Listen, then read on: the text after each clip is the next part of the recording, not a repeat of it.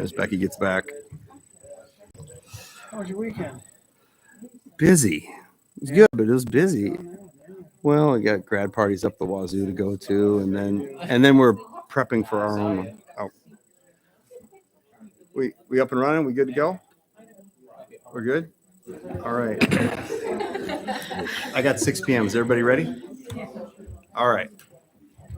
I'd like to call the Oglesby City Council meeting to order. Roll call, please. Aldridge. Here. Cullinan. Here. McDermott. Here. Moyle. Here. Curran. Here. Please stand for the Pledge of Allegiance. I pledge allegiance to the flag of the United States of America and to the republic for which it stands, one nation, under God, indivisible, with liberty and justice for all.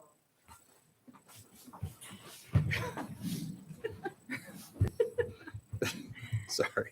It's all right, as long as It is. We're going to have to work on that cadence. All right. Number 4, public comment on agenda items only. Is it on the agenda?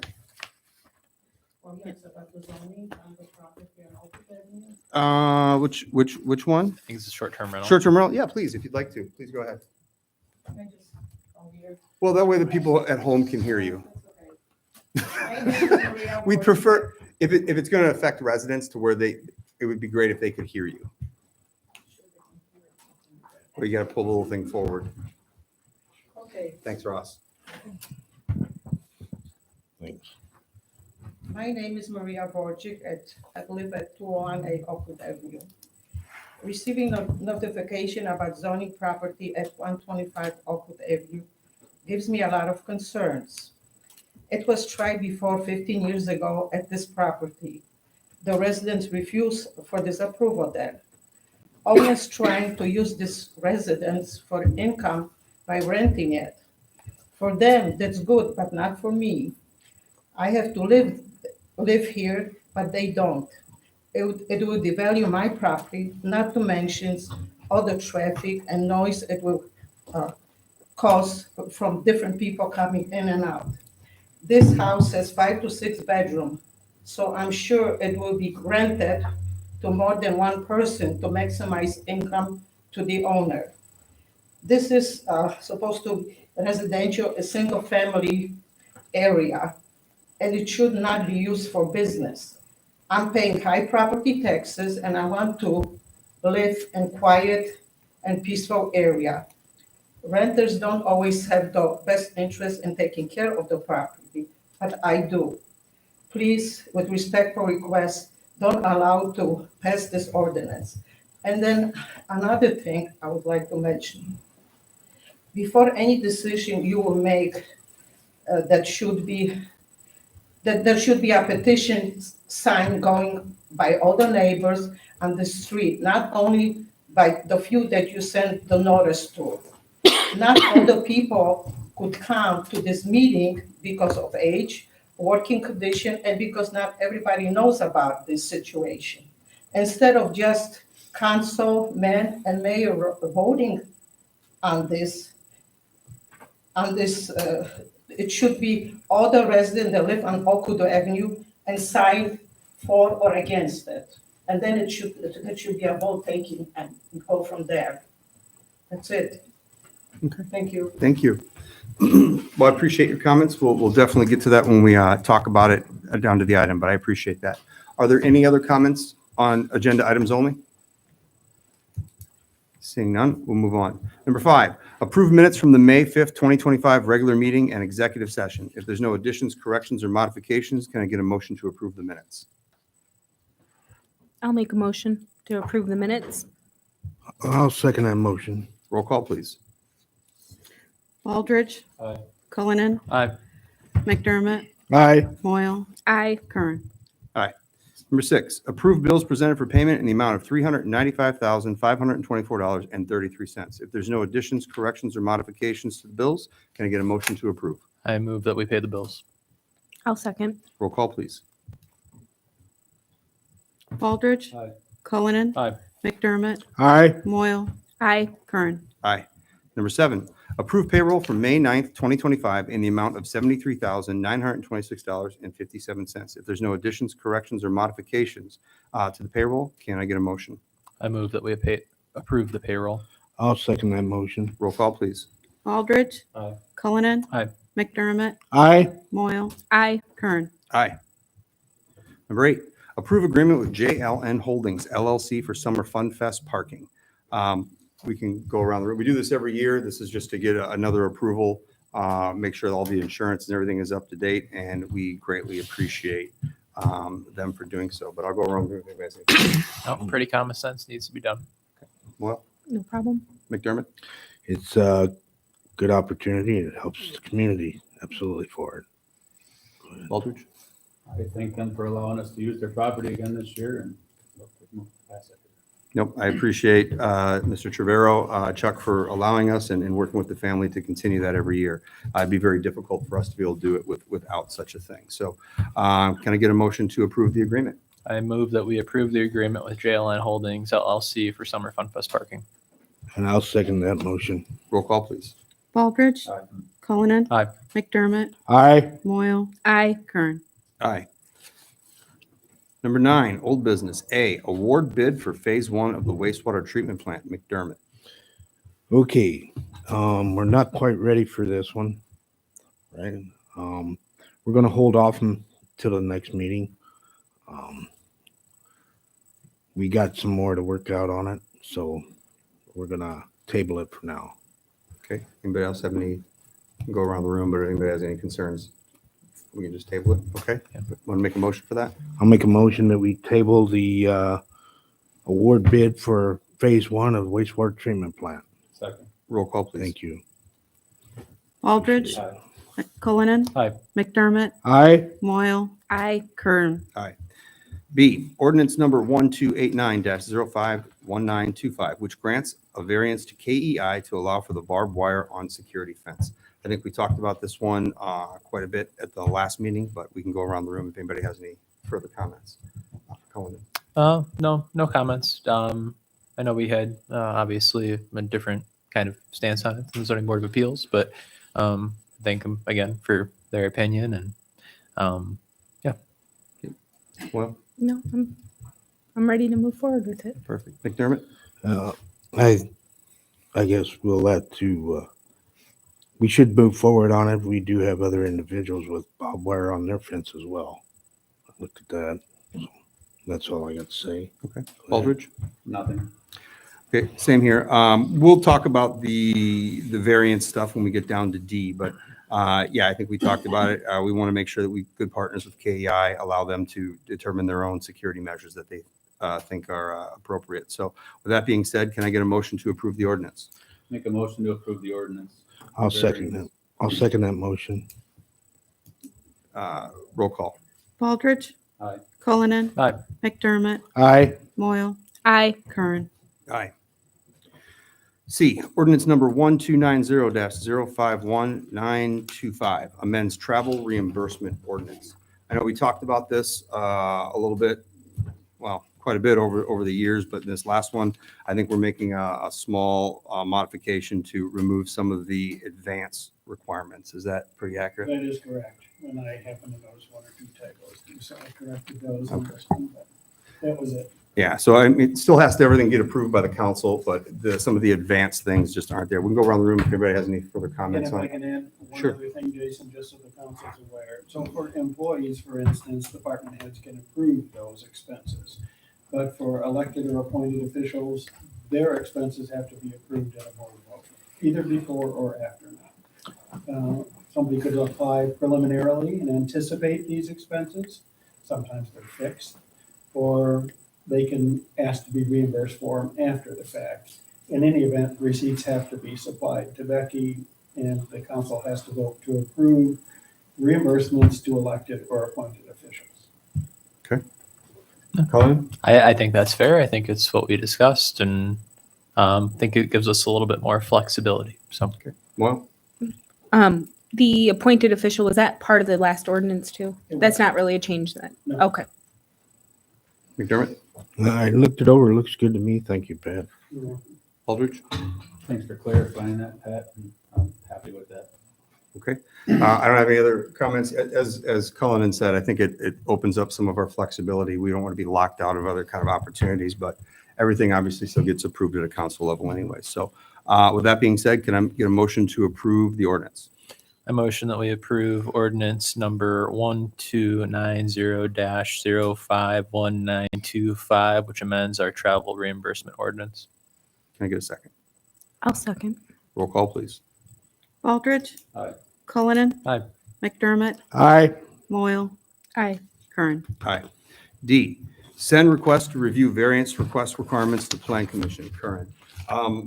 So first of all, I'd like to thank our zoning chairman. He did reach out to me and give me some information on what his thoughts of why the zoning board went the route they did based on the way the ordinance was written.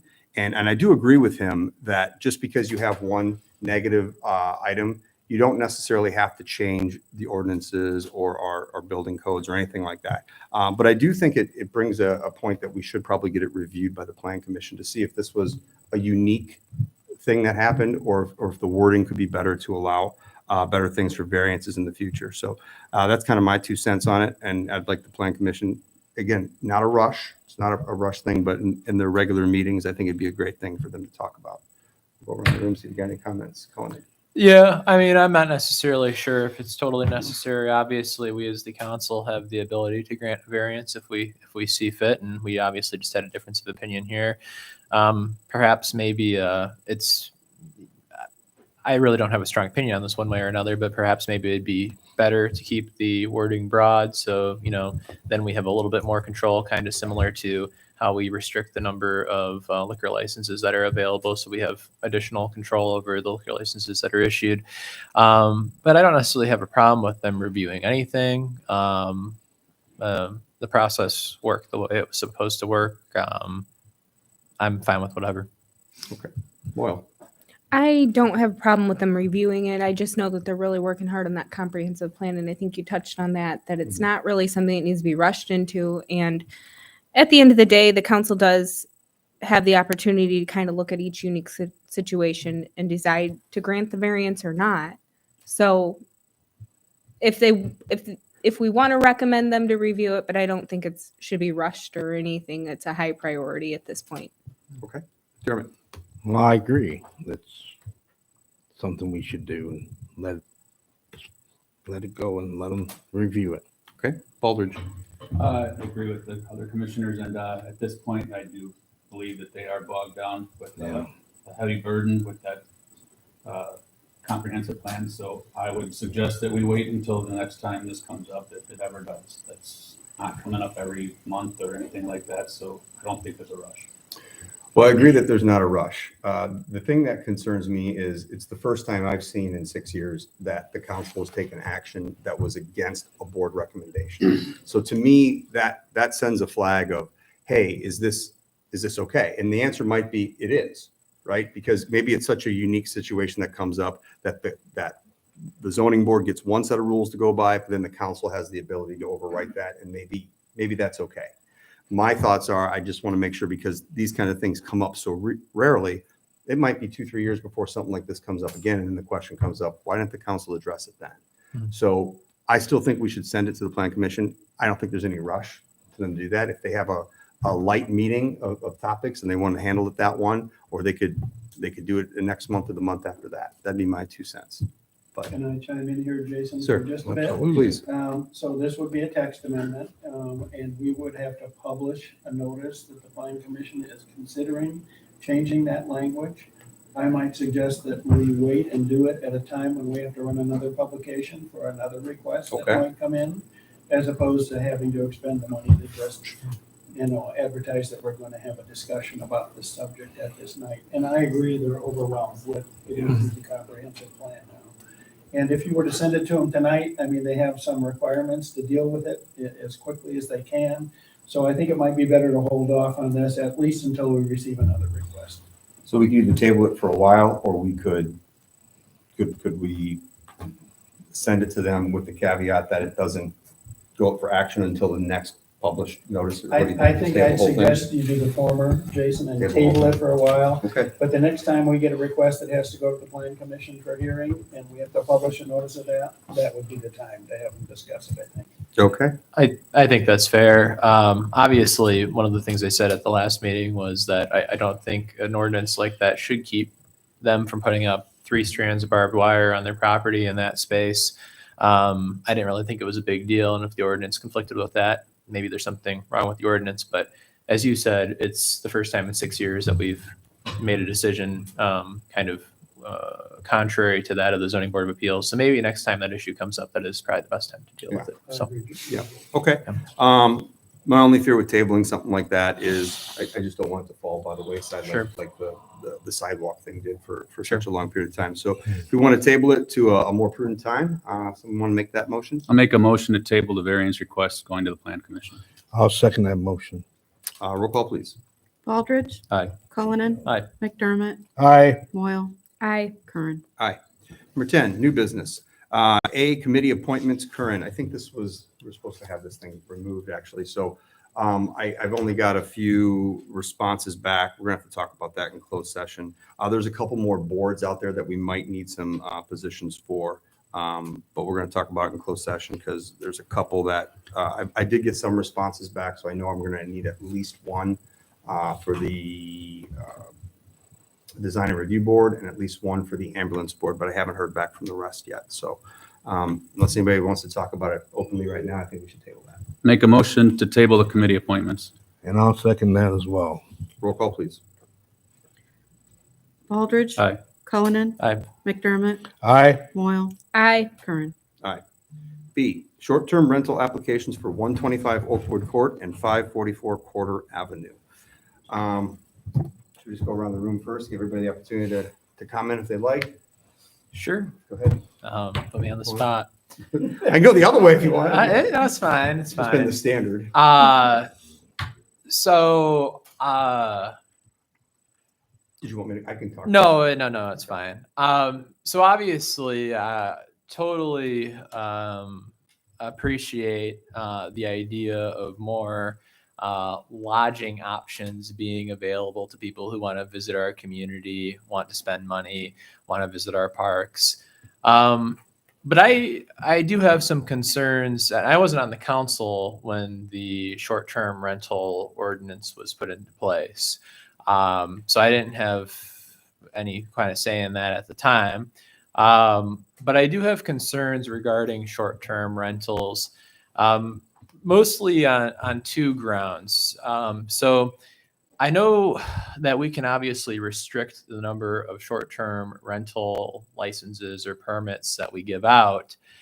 But with that being said, if we restrict the number of short-term rental licenses or permits that we do give out, I'm not necessarily, I don't know what the cap would be. Do we cap that at 5? Do we cap it at 10? Do we cap it at 20? And then ultimately, when you do cap it, and this new Matheson expansion comes in, this, Starved Rock's numbers increase is hard to imagine as that is, obviously, because it's so busy already. Will we have enough lodging at that point? And will we need to push that up even more? I know obviously we can choose not to do that, but I just kind of feel like 5, 10, even 20, probably best case scenario, if these parks get as much traffic as we want them to. I'm not exactly sure that would be enough to kind of satiate the demand for short-term rentals. And so with that, there was one comment from Ms. Wojcik as to the impact it would have on her property value.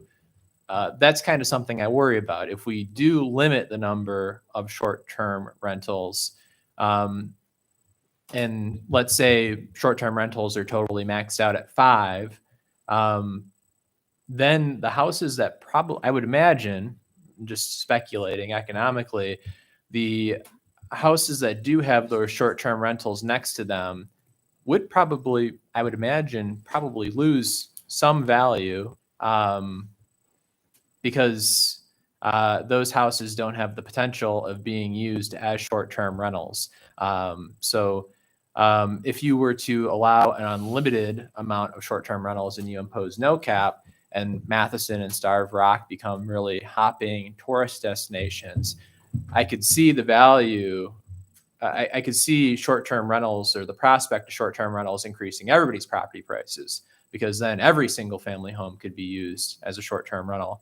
But I also am very uncomfortable with that idea, with allowing an unlimited number of short-term rentals, because I think it's very important that we maintain kind of what makes Oglesby, which is this kind of small town, everyone knows everyone kind of environment. And so I'm very hesitant to, and I know there's an ordinance on the books, and I know people were operating under the impression that short-term rentals would be a thing because of that ordinance being on our books. But I really am hesitant to approve any short-term rentals because of the implications it has for basically two things: housing prices, and then ultimately neighborhood character as well. So Let me do a little clarification here, just because I know you two weren't on the council when we approved it, and you could correct me if I have anything wrong.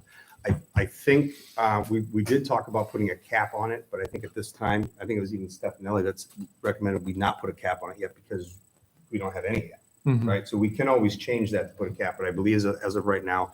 That's my memory as well, Jason. And the second thing, But each one needs to be approved by Yes. the council. yes, and the second thing with what you're talking about, I did address that, and correct me if I'm wrong on this as well. One of my concerns was this isn't the same as like a liquor license. Once you establish a liquor license for a place and they have that and they maintain it, they can perpetuate that forever. Because my question was, what if there is a place that's a problem and it's becoming an issue or something like that? My understanding is we have no obligation to continue to grandfather them in every year. That So- is true. so In we- fact, if there's a problem, you can pull the plug earlier Right. in the year. Yes, so we have that right. If there is an issue, we can shut it down.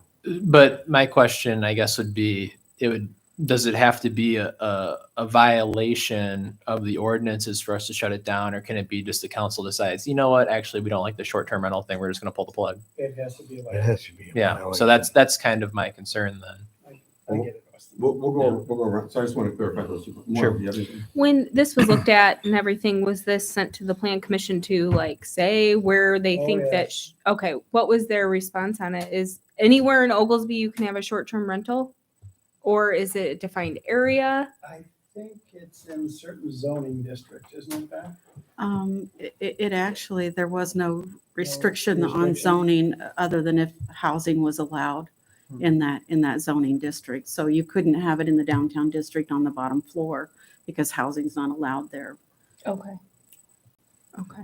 I do have concerns, especially having neighborhood residents come in and express their concerns. And I feel like I may be a little concerned if I were their neighbor too.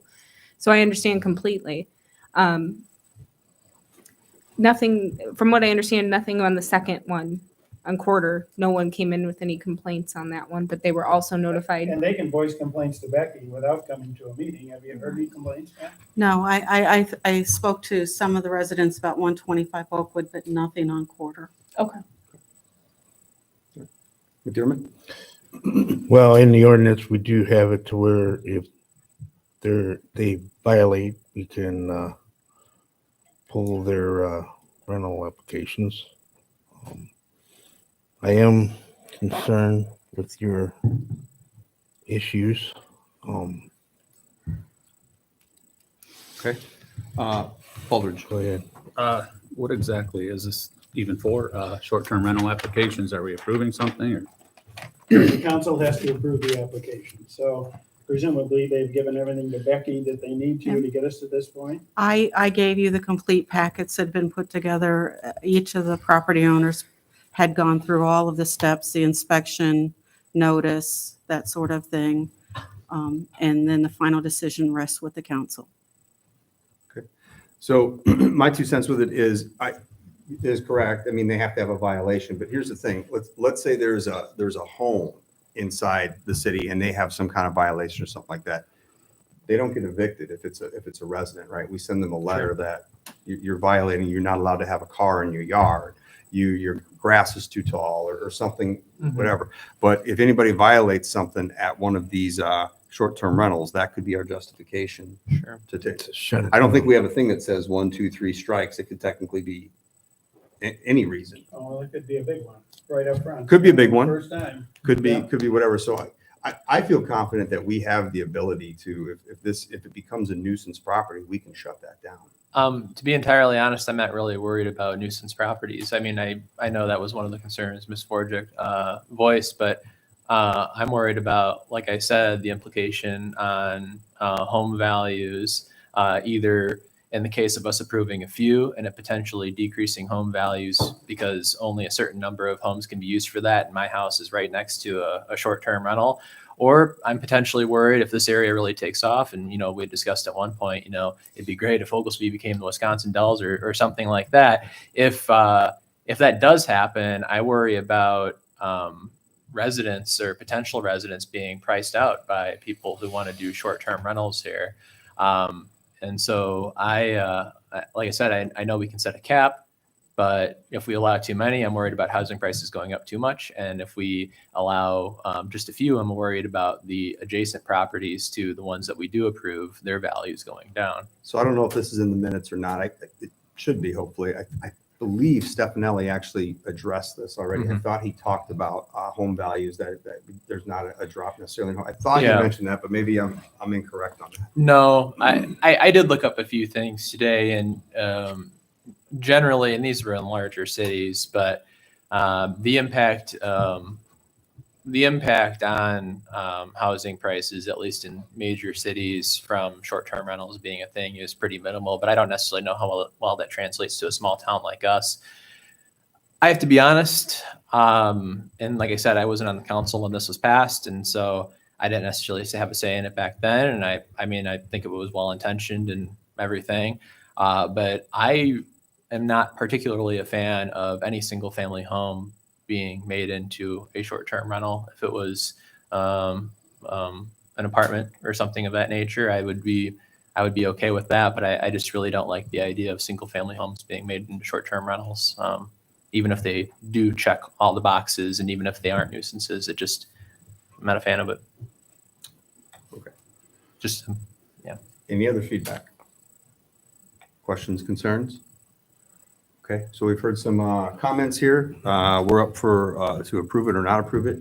I think you should take them individually too, Jason. Okay, we can do that. I don't see an issue not to. We do have a past, there's ordinances I don't agree with here that we have sometimes too, but it is a past ordinance. They've done all the steps for everything.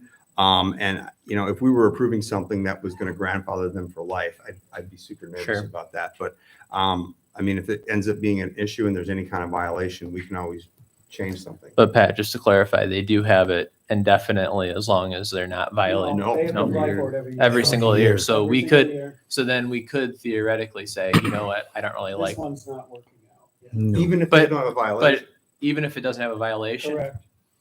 Okay. And it's just, you're looking at one house too. It could be this one's violating, we reject this one and the next one. can So if we reapply just and wanted to it'll move be away okay. from, if we wanted to move away from short-term rentals entirely, We never approve another one. we could just never approve another one and strike that ordinance from the books entirely. Well, we could, Not renew another one either. yeah, we could strike an ordinance, obviously, but we could not even strike an ordinance, just never approve another one, and that'd be solved as well, if that was a concern. I just think that the benefit, I didn't necessarily agree with Stefanelli on a lot of things, but I did agree with the merits of this. It opens up other opportunities for more visitors, more people coming into town. Sure. We just got to make sure that if you remember, this was even before my time on council. I was in the audience when there was one that was happening that before we even had the ordinance, and it was causing a huge problem because there were so many cars there was noise issues, and there was a lot of upset residents. I think by putting a really tight ordinance requirement together, I think we've tried to mitigate as much of that as possible. And I will say, if anybody does come through the ordinance, admittedly, the ordinance is very tight. It's pretty strict, I feel. But I guess the question ultimately comes down to whether you want short-term rentals or not. I know most surrounding communities. I think Ottawa has them. I think Utica has them. I think Peru Peru does, has too. them. I don't know about LaSalle. I think they have them. But I just personally, like I said, I think one of the best things about living in a small town like Oglesby is the fact that you know your neighbors, and I don't necessarily like the fact, or I don't necessarily like the idea, rather, of short-term rentals and single-family neighborhoods. So it's just, again, that's just totally my opinion. I understand that people probably feel differently than me. Just it's a matter of perspective, and so I totally get it. Okay. Anybody else have anything else they'd like to add on that? Well, do we want to take a motion for each one individually and people can see where it lies from there, if it wants to pass or not pass? I'll take willing to hear a motion for the first one. Okay. What about the second one? Anybody want to make a motion on that one? I don't think we had any complaints I'll on make a that motion to pass 544 Korter Avenue for short-term rental. Okay. for short-term. I'll second that motion. All right. First and a second, can I get a roll call, please? Baldridge, Aye. Cullinan, No. McDermott, Aye. Moyle. Nay. I'm sorry, Hillary, no? No. Curran. Wow. Aye. So we got a split decision pass for Korter then, right? Has that ever happened before in the last few years? Not where I've been the deciding vote. Okay. All right. So we have our first short-term rental in the city. Now, when it comes to Oakwood, is that one dying specifically for lack of well, not even, I don't even give a second. Do we not have a motion for that one? I think in fairness to the applicant who has expended some money to Yeah. get Right. to this point, he deserves a motion one way or I would agree with you, Okay. Pat. All right. So Nick, you don't have to, we don't have to vote. You don't have to vote yes for it. You want to get a motion to at least give them some clarity? Yeah, I feel You can make a dumb. motion to deny. Okay, well You can Make a then, motion. Okay. If it me feel okay. better. I make a motion that we deny the application for 125 Oakwood Court. Can I get a second? I'll second. Okay. Roll call. And this is to deny. Baldridge, Aye. Cullinan, Aye. McDermott, Okay, I just got one question. I apologize. I know. Voting. Hold on. Okay. Go ahead for clarity. For clarity, why are we making a motion to deny? Well, that would have been. I understand the lady's issue, and I agree. But if we have an ordinance that states that they have the right for an application, shouldn't we have a reason, clarify a reason You as don't to have why to give a we're... reason for your vote. I mean, that's what the discussion was all about. You don't have to give a reason for your vote if you don't want to. I agree, though. Okay, so let me Okay, recap. Where let's we're try at. that. We have a first and a second to deny. Is that correct? mhm, Okay, and I can't remember. I think I called roll call already, right? Mhm. Okay, right? And you've got a so I have Baldridge and Cullinan as aye to deny. to deny. I'm at Commissioner You have McDermott, a vote. I, Moyle, Aye. Curran. I guess I'll be the lone nay. So but that's okay. Yep. That's all right then. Okay, so we have one approved, one denied. Okay. C, amend engineering agreement with Chamlin and Associates for wastewater treatment plant. McDermott. okay, guys, what we're doing here is we're making an amendment for the engineering agreement so we can include that as well as with the wastewater treatment plant. If anybody's got any questions need to be answered, I can get Ross up here. Okay, he's with the Chamlins and he's working on the wastewater treatment plant as our engineer. So just to clarify, basically what we're doing is we're adding the engineering types fees into the with the plan, so that way we can get them included into Right. So we can get the loan and loan then and everything else. The yes. larger that portion is, the more loan forgiveness we technically get out of that. Is that pretty much a good summary? Hopefully. Hopefully. Yeah, Yeah. please, Ross. If you would, Ross, Okay. go ahead. There's something in your packet, so I can just again make a little more sense of it. Sure. Yeah, so thank you. So I met with Commissioner McDermott, Commissioner Cullinan, last week on my request. really for two reasons. One, just to discuss the finances of this project, to make sure you guys understand what you're agreeing to for the loan for this project, and also what to anticipate your payment looks like, what to anticipate for phase two, that's that type of thing.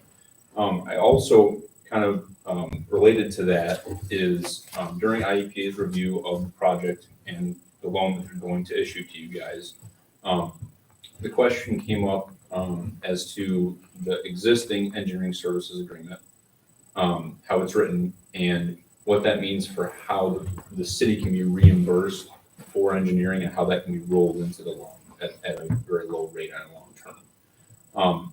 So what they suggest is that we revisit the agreement so that it encompasses all the engineering work that we have done and will do, so that you can roll all of it in. And where this has become an issue is that midway through design, the decision was made to split the project into two phases, and that was a good decision, in my opinion, because you're maximizing the principal forgiveness you can receive on the project. That's essentially a grant. It's money you don't have to repay.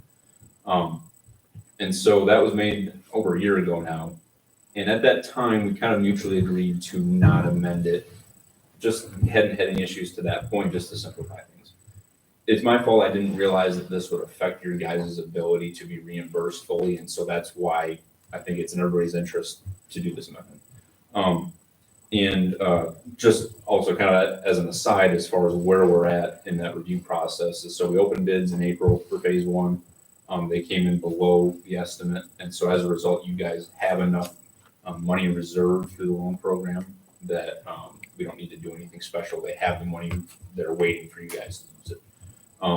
After we opened bids, the council passed a notice of intent to award, which is a document that IEPA requires, basically saying you guys intend to award this to the low bidder, contingent upon their review of all the legal documents, all the financials, everything like that.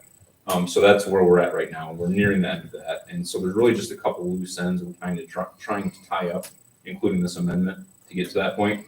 And hopefully we'll have those things resolved by next meeting to where you guys can award.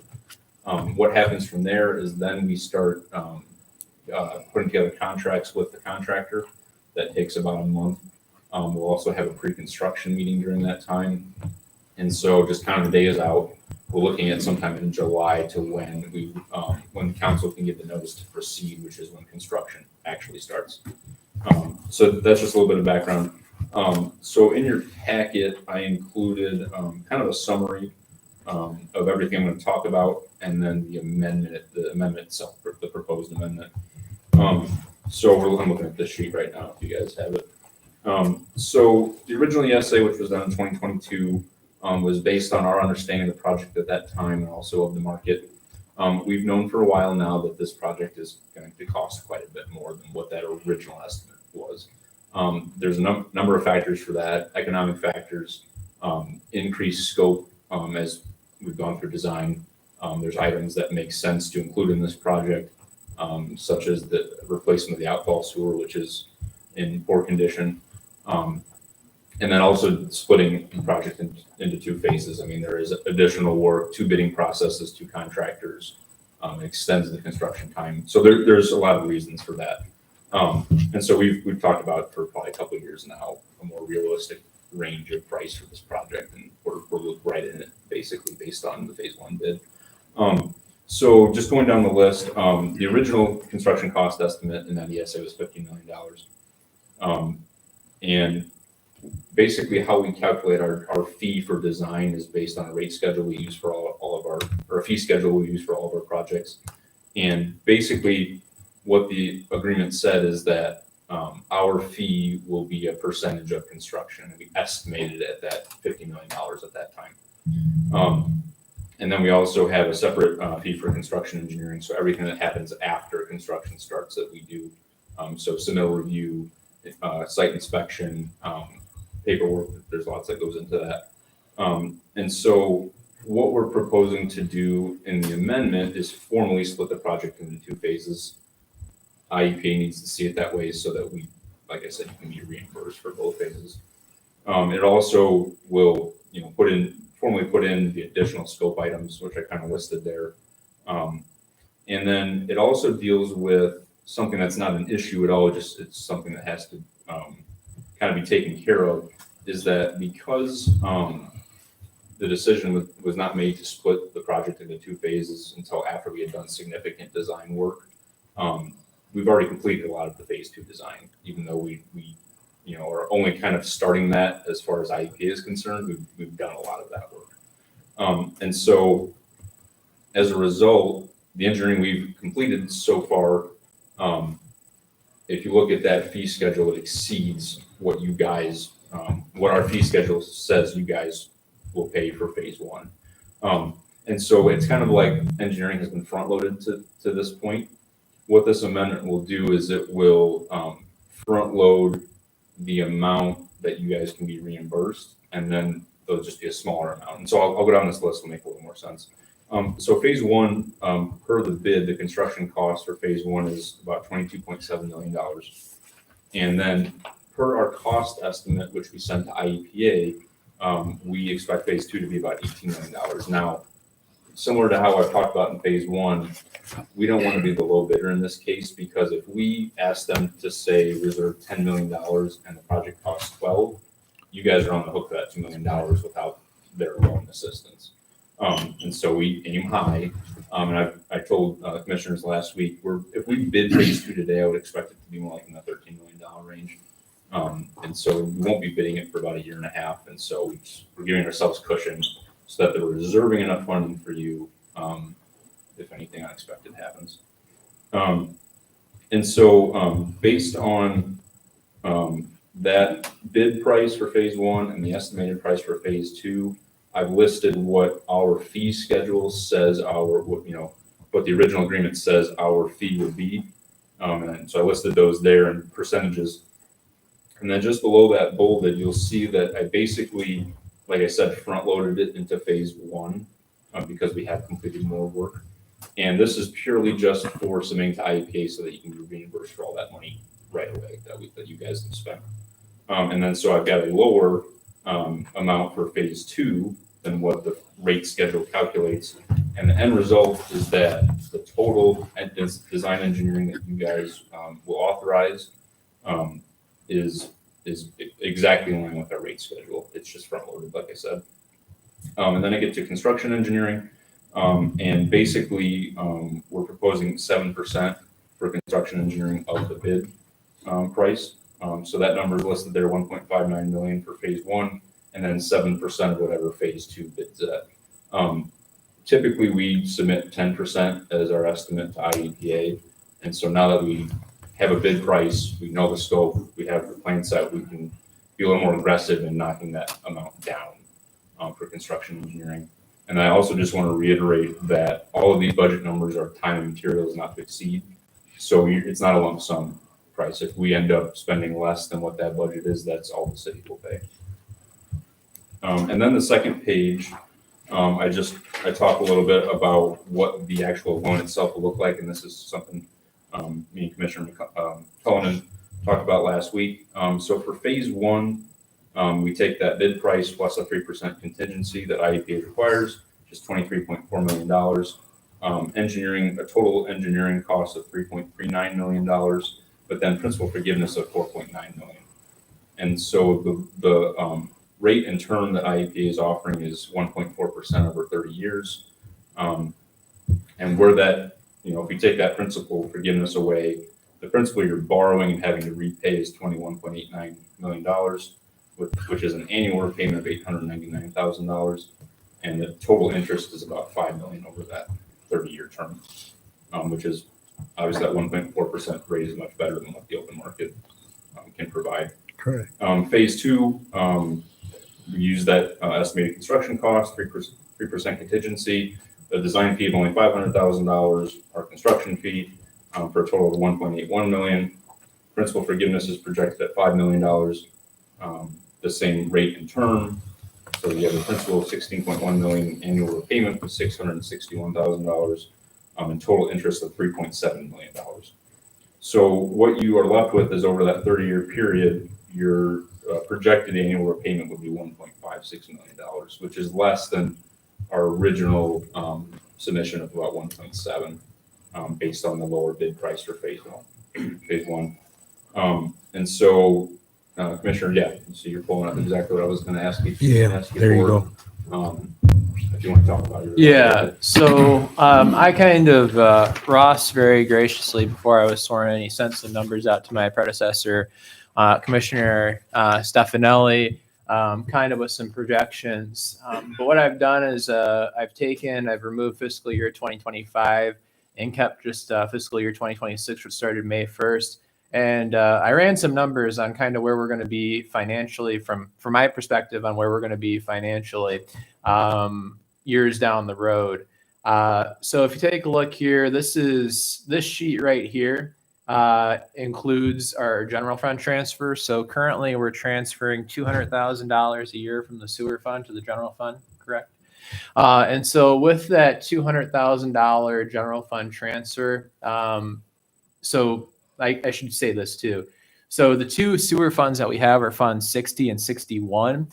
60 is just the regular sewer fund, and 61 is a specific fund for the sewer capital project where money is placed. And so this includes the balances of those two funds. If you take a look here, if we continue to make the $200,000 a year transfer to the general fund, with everything included here, and also I should say at a $1.7 million payment, which is more than Ross expects, but we're erring on the conservative side here. These two funds would be running about they'd be about $570,000 in the red by 2038. However, if you exclude that general fund transfer, the lowest these two funds dip to from my numbers is about $1.9 million by 2036 between the two of them. One of the other things I talked to the mayor about is that this all assumes that we're going to continue the 5% rate increases on sewer each year. And we kind of talked about, well, is that the best idea? I mean, at some point, is that going to become kind of exorbitant?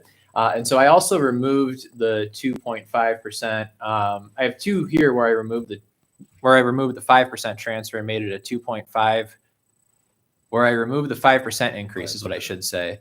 And I changed it to a 2.5% increase annually. And so if you take a look here, this is at 2.5%. So we changed from a 5% rate increase every year with sewer to a 2.5% rate increase by 2030.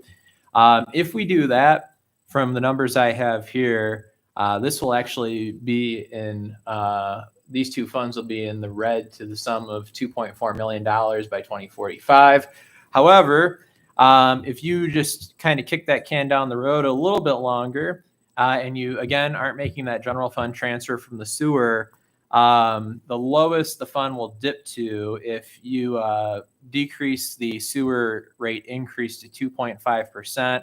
The lowest, if you decrease that starting in 2035 as opposed to 2030, the lowest these two funds will dip to is about $1.2 million in 2042. So looking at this, my recommendation would be we don't have to increase rates 5% each year all the way up until 2051 or 2058, actually. I certainly hope we don't have to. So as of right now, I would say maybe we look at, I think you said this 5% rate increase goes till 2030, perhaps extending that 5 more years to 2035 and then dropping it to 2.5% to try and keep up with inflation, cost of living, so forth and so on. So that'd be my recommendation. And then additionally, the $200,000 that's not being transferred from the sewer fund to the general fund, my suggestion was that it could be made up for with a, which not popular, but a 0.5% increase in the sales tax, which the sales tax this year generated about $220,000, and that would cover up what we're not transferring from the sewer fund to the general fund. So those are kind of my numbers. And then Commissioner, so we also talked about, so the total amount, something like $4 or $5 million for engineering of that being reimbursed. Yeah. What would you do with those funds? Yeah. So the thing that we had talked about, and I talked about this with Becky as well, is we could see, we could always supplement funds 60 and 61 if we really, really needed to. I obviously want to play it kind of on, err on the side of safety here and not have to kind of guess what interest rates are going to have to be in order for us to, if interest rates drop and we're only getting 2% on those Illinois funds or whatever, I would hate to base our financial projections off of that. So our kind of thought was to just put that money aside and hold on to it, and then just kind of not even factor it into the cost of this project ultimately. But yeah, it would be a significant amount of money because as of right now, I mean, it's about $5.2 million reimbursed from the IEPA, and you have that in funds that are yielding 4% annually. That's a huge amount of money. So Basically, those Yeah, the it is. total amount of interest that I mentioned for each phase that you would repay, it's a lot of money, of course, but over 30 years compared to what you could get investing, that Exactly. money, 3 or 4%, you're talking millions and millions For of sure. dollars on that investment. Yep. And we could always review it. So too. I think we're going into the weeds probably a little much from Yeah. what we have on to here. I appreciate that, the chart. Commissioner Cullen and I, we did talk about that chart and some things. There's quite a few things that's not really accounted for there. I really wish you wouldn't be freaking people out so much, but information is information. I'm always a big fan of that. So there's a couple things that's not really accounted for there. For example, now while this project should be submitted from the sewer fund, we did raise water and sewer rates. Yep. So one of the things that's not included in that would be if we needed to take money from the water fund, for example. The electric fund has its own things going on with all the increases that we're doing with the electric fund. But as GTI's, what do I call that? Their incentive gets less each per year. Our rate that we'll make is more on that as well. So there are other ways to go about it. Plus the other option that we're looking for, I've been working for years to try to do, because a lot of these other elected officials, they don't want to give us the funding, even though they say they're going to work for us to try to find funding for us. One of the things I've been working for is seeing if I can increase the percentage of loan forgiveness that we would get. So if we got something that was more than the 30% rate, that would change all of these numbers drastically. So there, don't want people to freak out. There is lots of options. I mean, we're talking 2030, 2040, 2050 here. We have plenty of other options to look at. One of the options that Commissioner Cullen mentioned would be a sales tax increase. I'm a little leery of that right now because we don't bring an incredible amount for sales tax in, but right now we have an economic advantage compared to some of our neighboring communities that our sales tax rate is lower. So I'm always still hoping that we're going to get some kind of opportunity here, whether it's I don't want to say shopping plaza or something like that. We do have a lot of opportunities here. So I'm a little hesitant of that because that reduces our capabilities of getting that in the future. But the argument is we don't have it now. So therefore it's funding that we would get. I get that. So I think the point I want to leave everybody with is that we have lots of options out there that we're looking at. Mm-hmm. And for this object right here, what we're doing is this is a smart move because we're rolling the costs into the phases. So therefore we can get the funding for it more upfront. Is that the general summary? Yeah, that's it. Yes, and like I said, it gives you the ability to pay off those fees at a very low interest rate compared to what you could earn. Yeah. I think the big messages that people need to hear is that ultimately the money's there. Even in the worst case scenario where we're not able to make the $200,000 a year transfer from sewer into the general fund, we still have money to pay for it. So the money is there. It'll be paid for. And it's pretty great that we're getting about $10 million in loan forgiveness from the state. Thank you. Yep. It's 1.4 on the interest rate. So, and it's my understanding they ain't going to do that anymore, right? Oh, no, it varies slightly year to year. Right. Usually it changes maybe a couple tenths of a percentage. It's never guaranteed year to year though. I do have a question on that. This is one of the things the mayor and I talked about was the rate. So I looked at their website and I saw that there's like a 1.87 rate, which is like their standard rate. There's a small community rate of 1.4, and then there's like a hardship rate of 1%. Yeah. What's the criteria to get that 1.4%? There's 3 criteria, and I think it's if any one of those 3 apply. I want to say they have to do with unemployment rate. I think MHI, so median household income. The end result is you guys do not Right. qualify for that rate. Mhm. I can't tell you exactly. I can't Sure. remember what the third We did criteria look is. into that. Yeah. That's for sure. Yeah, Yeah. you guys do. I think the small community rate is just based on population. Sure. You guys- And 1.4 is obviously a bargain. You're not going to borrow money for 1.4% Oh, yeah. anywhere. Maybe if GM has a special financing, 0.99% financing or something like that. But that's Yeah, that's But about we're it. not buying a car, we're buying a Yeah, wastewater treatment exactly. plant, right? No, 1.4% is great. Well, hopefully we offered more clarity than confusion. That's my only fear with that, though. But no, Yeah. this is all good discussion. It's all accurate information. Does anybody have anything else they want to add to try to clear any of that up, or? My question would be, so, my hope is that we will have that loan, for you guys to review and sign at your next, or approve at your next meeting. I think your chances would improve if you were able to approve the amendment tonight. I'm not sure if you have to place it on file, approve it at the next meeting. I don't think it's make or break if you did have to push it to the next. I don't know. That'd be You're a talking about the question. engineering agreement tonight. For the Right. amendment, Well, yes. since it's already approved once, we're doing an amendment. Does that require I think reposted? I'd feel more comfortable placing it on. Place it file. on file. Okay. And there is a chance that I Thanks, could, Ben. Tell IEPA that, and they can basically have the agreement in the chamber, just waiting for you guys to formally approve it. But they will be waiting on that to officially be able to write the loan agreement. Is there any concerns about us waiting to the first meeting in June? I mean, if it's so No. important, we No, could always come if- back if 10 it days was later and one do more this. Meeting, I wouldn't start to be concerned. You have to award it before the end of the year. Okay. So worst case, we still have a 1 meeting buffer. Won't be an issue, I don't think. Richard, did you have a question on something? You sound like you wanted. I'd just like to allow the residents to understand that was the most extreme cost, correct? Yeah, that That's was the so. extreme, Yeah, not Ross's less. projected cost is 1.5 million per year. That was 1.7. So it's about a $200,000 a year difference, which is Also, Yeah. you're taking into consideration that the prices, the estimates were higher than what we truly expect. So Absolutely. Yeah. That's but yeah, That's we making a bid difference. Like I said, if we bid it today, I would expect like 13 million. Mhm. Obviously, the market changes quickly. So that would throw your numbers completely off. Right, like it way would. off. Well, better. Yeah. For the and then better. For the better. Right, yeah. for the Yeah. better. I can be very certain about going from 1.7 million down to 1.5 because we have an actual Yeah. bid price. Yeah. For phase one. Okay.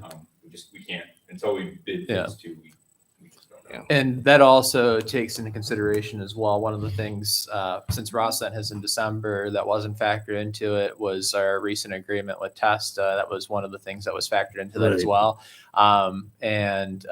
That's what the increased cost of Test at 3% each year, growing 3% each year. That's factored into that. So I don't really know what other costs I could have glossed over. I'm pretty confident the money's there. There'll So. be something else that'll break. There between always 2015. there always is, but we can only do we can only kind of go off of the information or the knowledge we have now. So Absolutely. All right. Any questions on anything else? I know we talked, that's probably more detail than we were expecting. All good information, but anything else? If not, can we get a motion to probably place on file then, right? I'm going to Probably place it on file. Thanks, Barry. I appreciate it. I'd like to make a motion that we place on file the amendment for the engineering agreement with Chamlin and Associates for wastewater treatment plant. Second. Roll call, please. Baldridge. Aye. Cullinan. Aye. McDermott. Aye. Moyle. I Curran. Aye. Number 11, public comment on any topic.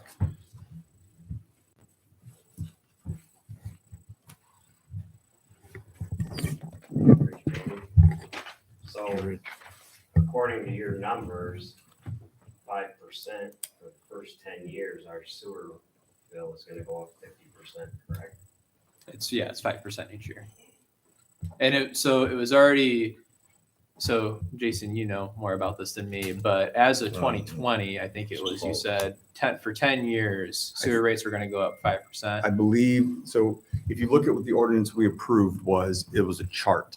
So I believe the chart stops at 2029 is what it goes to. And at that point, there's no more increases planned. I mean, the council should probably put something in there for cost of living. What I had talked with about is I don't like the idea of 5, because if you Yeah. continue at 5%, what happens is you are outpacing past inflation. Sure. And that's obviously going to be a problem. Yep. So a lot of this was designed to come up with some of the funding and stuff like that. But, you know, I likely ain't going to be here in 2030 or whatever. My recommendation would be to at that point, you put on something that moves at 2 or 2.5% or something like that. Sure. Yeah. And I think ultimately, especially with what we would have in saved up as a result of our engineering costs being reimbursed, I think you can kind of look at what we have there and also what Jason said about what we're getting from the increased water rates and whatever. And you can assess that situation again in 2030 or 2029, whatever. But as of the numbers I ran, yeah, up until 2035, you'd have to have a 5% increase. But again, you might get to 2029 and say, actually, you know what, we have enough money in this fund. It's not actually going to be, or between these different funds, it's not really going to be an issue. That was, yeah. I'll continue to keep trying to find some ways of cutting back. So just to clarify, in 2020, the rates that we set to were the minimum amount that the state would be able to give you for grants. Like if we wanted to get a CBDG, Community Development Block Grant, yeah, if we wanted to even qualify for that type of grant, we had to move our rates up to a minimum. And that's what the rates were set as at a minimum. And then it went 5% per year for that. Yeah. Yeah, I would obviously prefer that's not the case, but I'm just, again, kind of. But higher is better than lower, I guess. And then if you have the money to where you can bring it back down. Right. Yeah, absolutely. I just, like I said, you don't necessarily exactly know the amount of money you're going to have down the road, especially with other costs, like Jason said, that can pop out of nowhere, arise spontaneously, whatever. I was just planning until I think as of right now, what I would say until 2035 is the best idea. But we could get, like I said, we could get to 2029 and say, you know what, that's not actually going to be necessary. I would hope it's not necessary. I would hope we could maybe set the rates to 2.5%, to increase 2.5% annually as soon as we can. But again, we just got to make sure the money's ultimately there. And if you do increase the rates 5% each year until 2035, it will be. But again, I can't say what the numbers are going to look like exactly in 5 years from now. Best case scenario, we get the loan forgiveness percentage moved up to 60% or something crazy like that. And then when 2029 comes along, we don't increase, we freeze the rates for so many years. Sure.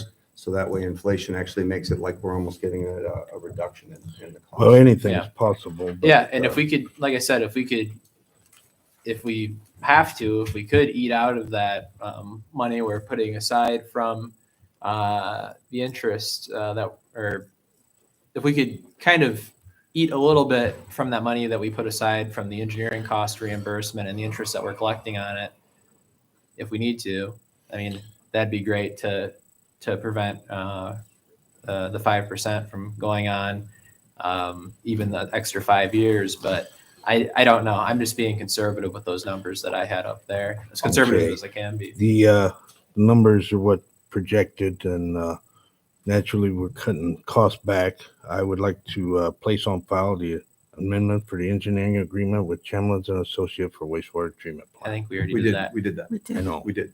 Yeah. So one of the most important things I think Austin said that should be highlighted again is the money's there. Yeah. We have the money. Now, whether or not we take that from another fund or not, which we don't want to, Yeah. right? So for example, we're trying to pull this project from the sewer fund. We did increase the water fund as well. Mhm. Why do we not really want to take from that? Because, well, water needs its own things, right? We had to fix the ion exchangers, resin, iron tank, right? Yeah, Iron all that kind of stuff. And if we ever need to get another expansion of another well, I mean, we're kind of close to what our limit is. We can produce another 350,000 gallons fresh water per day. But if we have an option where somebody wants to come in and say, we want to really develop here and it's 800,000 gallons of water we need per day. Well, then we need another, we were already talking about loose plans for the future if we need to get another well on the west side of 39. And that's where that would come from. So if we take that money from there now, we impact that future growth as well. So the good news is the money is available. It is in locations. But we want to make sure that not only this administration, but future administrations, we give them a plan and tools in place to make smart decisions. And I had a couple things for the street department. Yeah. Go ahead. On Glen and Second, Mhm. on the north side of Second Street, there's a tree that's about ready to, I mean, it's almost completely dead, and it's about ready to fall. So, I mean, if people are either walking down the sidewalk or driving down the street, it's in bad shape. And then I on will go First in Columbia, the sidewalk with the wheelchair ramp has sunk about 4 inches. So if there is a wheelchair going down that sidewalk, I shouldn't say never, but they're gonna have a hard time.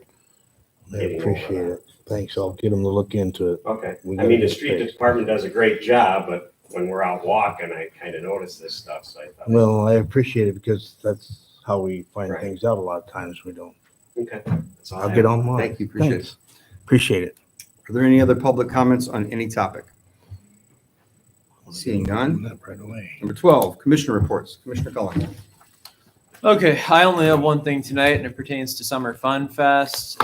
You may have noticed that the city has begun its marketing campaign for the event, which will run from June 12th through June 15th of this year.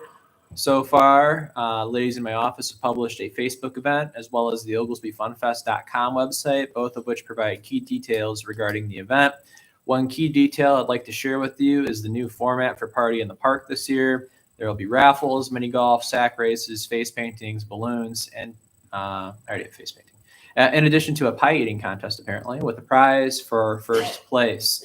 I'd also like to share a piece that we contracted out to local entrepreneur Matthew Klein. It's a 30-second ad that will run on streaming services such as like Hulu and Netflix or YouTube. Netflix and, right, Okay. Instagram. Sure. So I'll put that up here. He did a really good job with it. Got sound to it, hopefully. Here, I'll make sure hopefully it's not going to blow our eardrums out.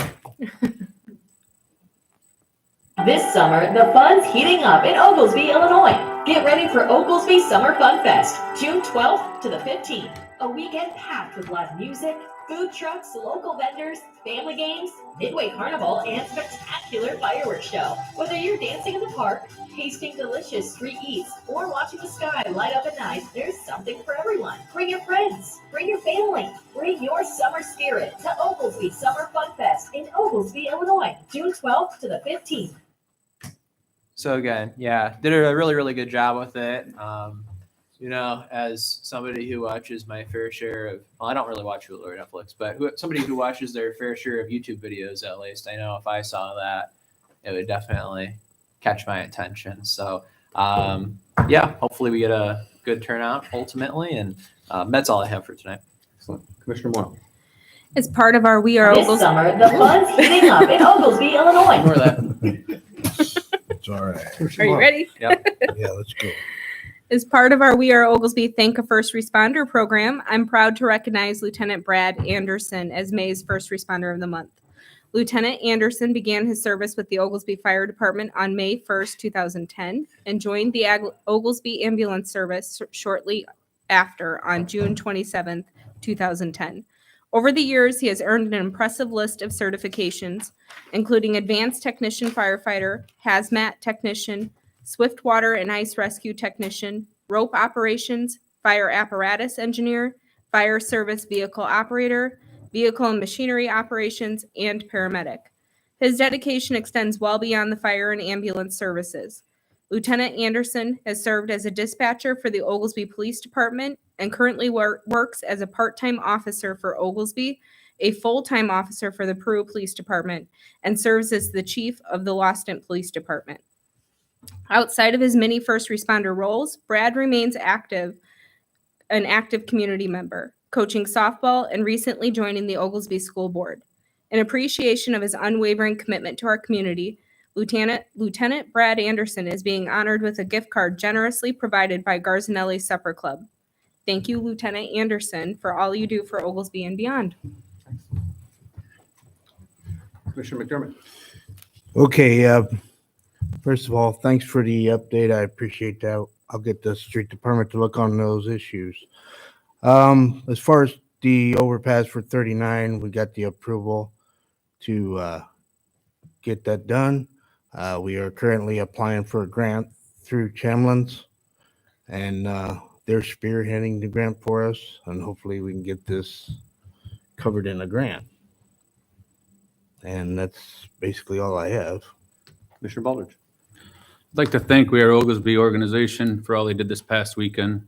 They took time for the third year and spruced up the monuments, curbing, and benches for this weekend's memorial ceremony at Memorial Park. The Oglesby pool is coming right along. They found and addressed a couple more problems. It's still expected to be completed and able to open in time.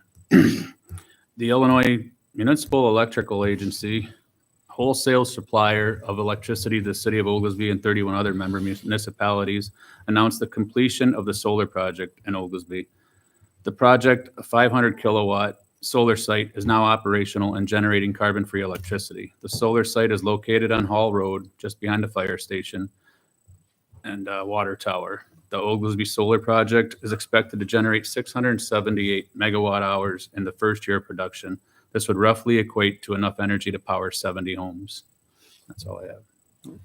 Thank you. Number 13, Mayor's Report. A couple things. First one, I just wanted to highlight more of the successes we've had with some of our students in the area. So impressed. I feel like I've been doing a lot of these kind of announcements over the past couple of years.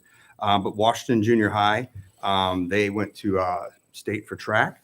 And in their finals, the ones that actually placed, we have Gavin Stokes, 400 meter, 5th place. Natalia Hine, 100 meter hurdles, 5th place.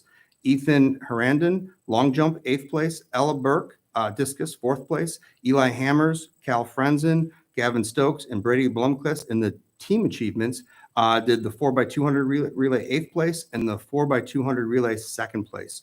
So, wow, just wanted to say not only congratulations to those students, but this keeps happening. It's a pattern here in Oglesby. So big thanks to all the parents and the schools for all the support that they do in training, obviously. That's fantastic.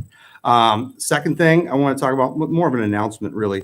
I recently found out, I was at the Dickinson House Foundation dinner, and I found out that the same night there was another event happening in the city for fundraiser. I'm always a big fan of this type of fundraiser, where somebody, a nonprofit, will get like a dinner thing together and stuff like that. It's for a couple reasons. One, it's a night I don't got to make dinner at home, and you get to support an organization. And plus, when you get to go to it, you get to say hi, thank you to all the volunteers that are part of it. So what I would recommend, how the city can help with that, is if you're a nonprofit organization and you're doing one of these dinners or a special fundraising event, come let the city know. One, we're going to get it in our newsletter for you. And if it's in the newsletter, we know about that. We'll be able to know if there's a conflict. We'll be able to tell you that there's a conflict. So therefore, you can try to maximize the best you can get from that. Speaking of nonprofits and volunteers, well, I'll talk about volunteers first. FunFest, obviously. So we're looking for our volunteers again. It's what makes the city go for our FunFest. We can't do it without the volunteers. So please consider contacting City Hall, and we can see what kind of slots we have available. Speaking of volunteers, just like Commissioner Baldridge mentioned, and he was with him as well. I did notice that We Are Oglesby was down, spent the weekend down doing things, beautifying made it clear to me that it was perennials, not annuals. So therefore, like, the efforts and time that they're taking in place is going to generate benefits from years to come. So hopefully that stage down there will be beautified. Really appreciate that. Number 5, the American Legion is going to be hosting the Memorial Day ceremony at Memorial Park at 10 a.m. on Memorial Day. Please check that out. I did have the honor of being the guest speaker, so I'm going to be working on a speech that's timely and appropriate. So it should be good for that. And the last thing I wanted to say, even though I was mentioning all the physical successes of our Oglesby kids at Washington Junior High, I was privileged enough to be at the LP graduation, and this year the valedictorian and the salutatorian are both Oglesby residents, Zach Quick and Grace Newman, and I really enjoyed one part of their speeches in particular, which I have not heard somebody do for a valedictorian speech. Is they both of them paid recognition to Holy Family School of their education and learning that they had there. I thought that was pretty impressive to reach back to their junior high days. So very classy, and congratulations to them as well. That is all I have for my report. Next up is number 14, executive session to discuss collective negotiating matters between the public body and its employees or their representatives, or deliberations concerning the salary schedule for one or more class of employees, 5 ILCS 120/2C2, and the purchase or lease of real property for the use of the public body, including meetings held for the purpose of discussing whether a particular parcel should be acquired, 5 ILCS 120/2C5. And then we have the other one here, selection or of a person to fill public office is defined in the OMA, including a vacancy in public office when the public body is given the power to appoint under law or ordinance for discipline, performance, or removal of the occupant in public office when the public body is given the power to remove the occupant under law or ordinance. There's got to be a shorter way to say that one. 5 ILCS 120/2C3. Can I get a motion to go into executive? I'll make a motion that we go into executive session. I'll second. Roll call, please. Baldridge. Aye. Cullinan. Aye. McDermott. Aye. Moyle. I Curran. Aye. And there are no action items expected after executive session. Thank you, everybody.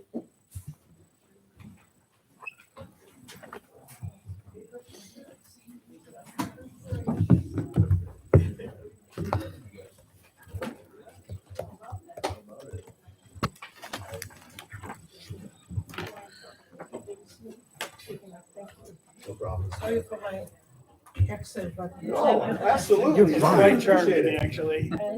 I know it's daunting to come up, so I really appreciate that. You're fine. Thank you.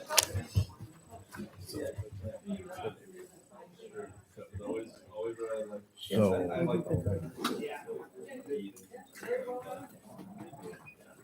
So that was exactly the We point didn't, I think, Rich, from was to allow things like this to happen and say, this is not the right neighborhood for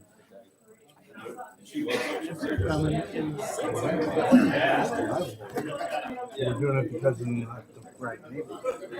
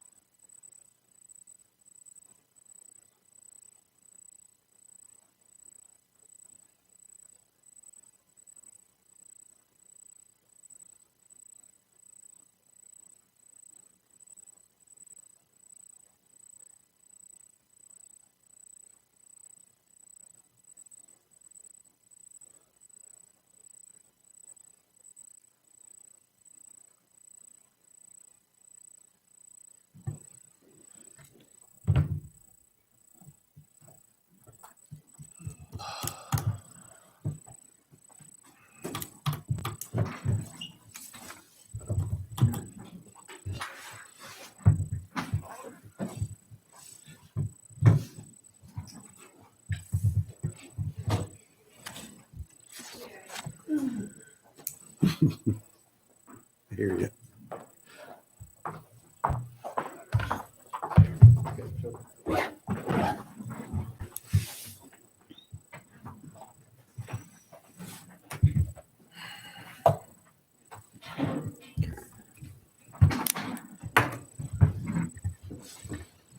We're back in open session. Roll call, please. Aldridge, Here. Cullinan, Here. McDermott, Here. Moyle, Here. Curran. Here. Number 15, adjournment. Can I get a motion to adjourn? Motion to adjourn. Second. Roll call, please. Aldridge. Aye. Cullinan. Aye. McDermott, Aye. Moyle, Aye. Curran. Aye. We are adjourned. Aye.